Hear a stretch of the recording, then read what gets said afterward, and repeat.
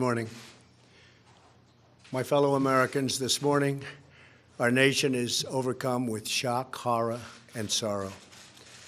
This weekend, more than 80 people were killed or wounded in two evil attacks. One Saturday morning in El Paso, Texas, a wicked man went to a Walmart store where families were shopping with their loved ones. He shot and murdered 20 people and injured 26 others, including precious little children.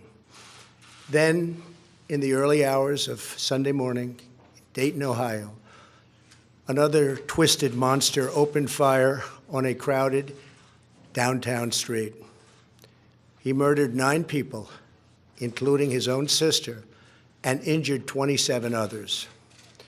The First Lady and I join all Americans in praying and grieving for the victims, their families, and the survivors. We will stand by their side forever. We will never forget.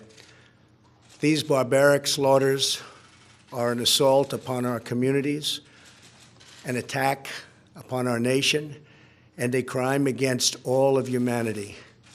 We are outraged and sickened by this monstrous evil, the cruelty, the hatred, the malice, the bloodshed, and the terror.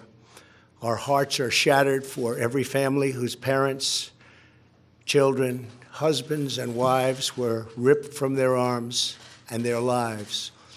America weeps for the fallen. We are a loving nation, and our children are entitled to grow up in a just, peaceful, and loving society. Together, we lock arms to shoulder the grief. We ask God in heaven to ease the anguish of those who suffer, and we vow to act with urgent resolve. I want to thank the many law enforcement personnel who responded to these atrocities with the extraordinary grace and courage of American heroes.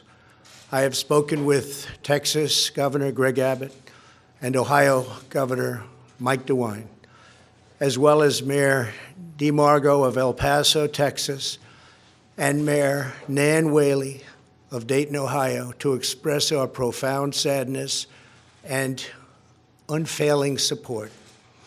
Today, we also send the condolences of our nation to President Obrador of Mexico and all the people of Mexico for the loss of their citizens in the El Paso shooting. Terrible, terrible thing. I have also been in close contact with Attorney General Barr and FBI Director Wray.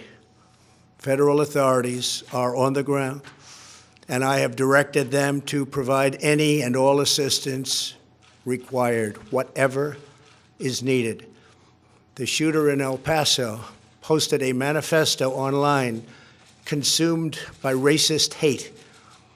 In one voice, our nation must condemn racism, bigotry, and white supremacy. These sinister ideologies must be defeated. Hate has no place in America. Hatred warps the mind, ravages the heart, and devours the soul. We have asked the FBI to identify all further resources they need to investigate and disrupt hate crimes and domestic terrorism, whatever they need. We must recognize that the internet has provided a dangerous avenue to radicalize disturbed minds and perform demented acts.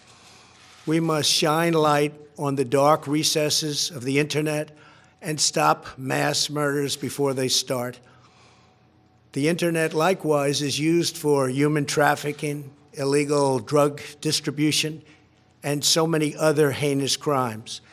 The perils of the internet and social media cannot be ignored, and they will not be ignored.